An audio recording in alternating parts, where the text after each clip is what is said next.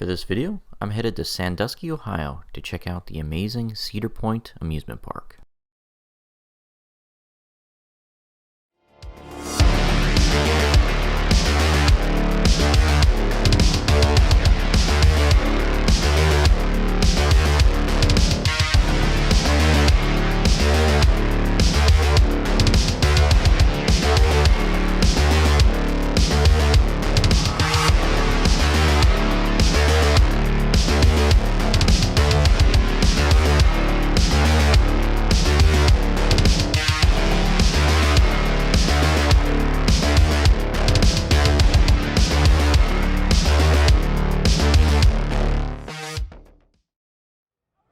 So this was my first time ever going to Cedar Point, and it was long overdue.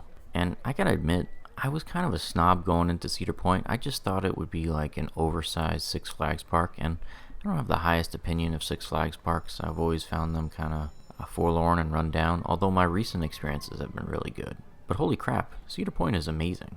Everyone knows Cedar Point for the large lineup of roller coasters, but there's so much more to this park than just the roller coasters. I was surprised by just how many rides they have crammed into this peninsula. It's insane. I mean, the amount of rides, there's no possible way I can see anyone being able to ride all the rides here by a single day visit. And there's a lot of other parks that you can basically see everything and do everything in a day.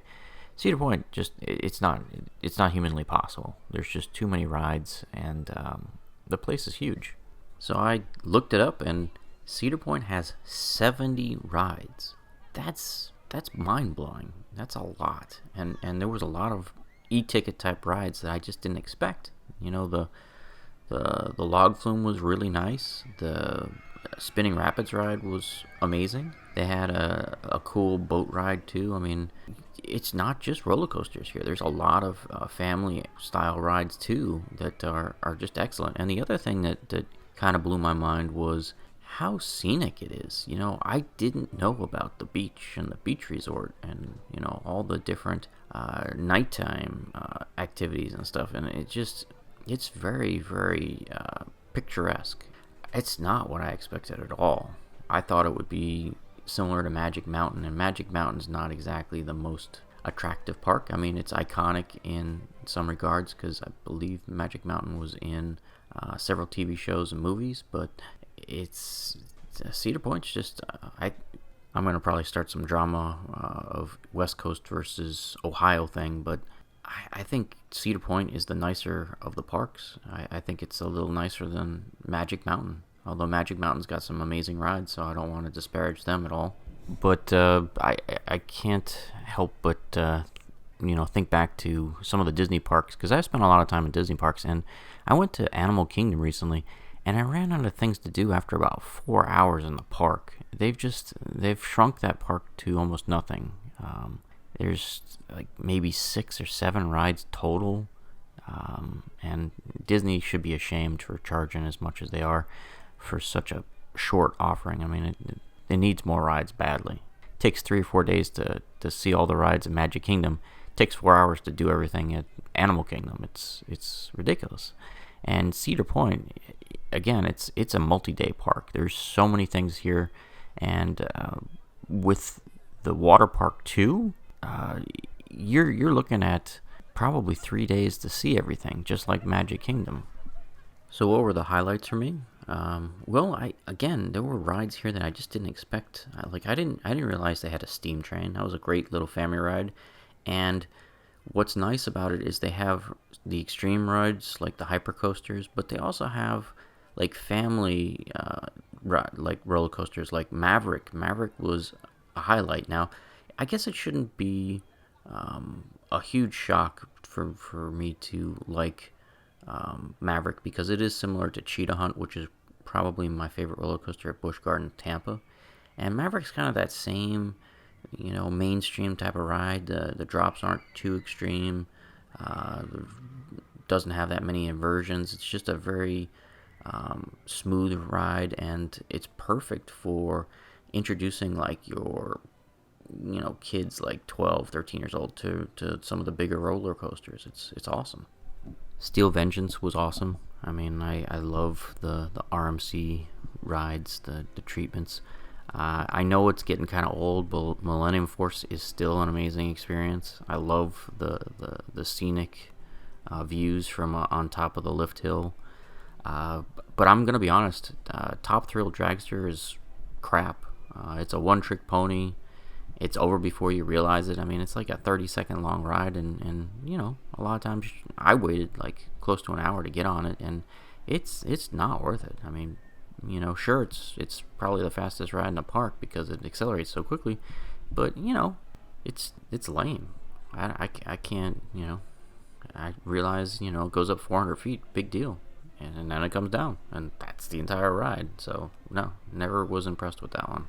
Fair warning, you might want to take an Advil before you ride Blue Streak, because that's a rough riding wooden coaster. And I realize it's been a while since I've been on a wooden coaster, but man, that one's pretty rough. Might need to retrack it. I kind of liked how crude the Magnum XL-200 was. I mean, I realized it was kind of one of the first hyper coasters, and they just it was before computer engineering, where they just kind of manually bent the track into you know, its basic form, and you can feel how imprecise it is, because there's a lot of sections where it's kind of jittery, and it's just not a precision ride. But that's part of the charm, and it's still a fun ride, and I can understand why it's still there at the park even after decades.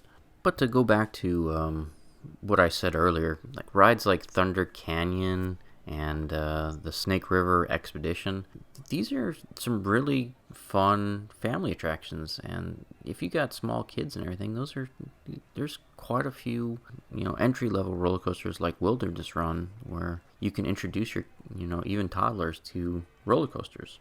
So there's a lot of value to the tickets, and not only that, but I'm used to going to Disney World, so Cedar Point's admission price is so much cheaper. It's just it's a really compelling thing if you're passing through Ohio. Heck, even if you're not, it's definitely worth making the pilgrimage to Sandusky. So there was an online sale when I went, so it was $39 for the day.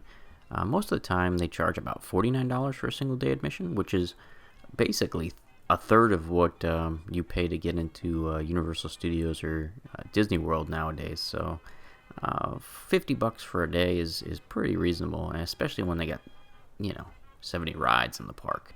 Is this place heavily themed like a Walt Disney World or Universal? No.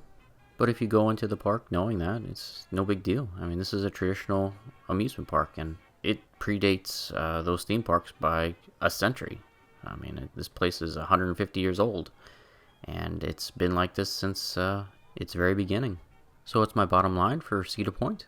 I am putting this in my highly recommended category. I really was thoroughly impressed with the park. I wish I had more time to spend here.